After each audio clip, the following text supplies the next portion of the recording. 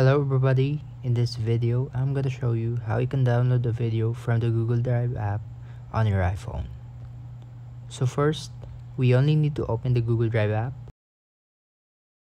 and we're going to navigate the video that we want to download. Once we found the video that we want to download, we're going to tap the three dot icon on the right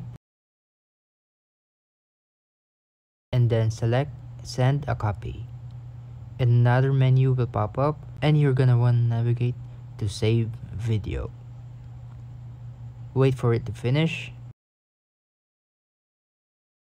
and once it's done, the pop-up window will close and the video you downloaded is now saved on your iPhone's Photos app.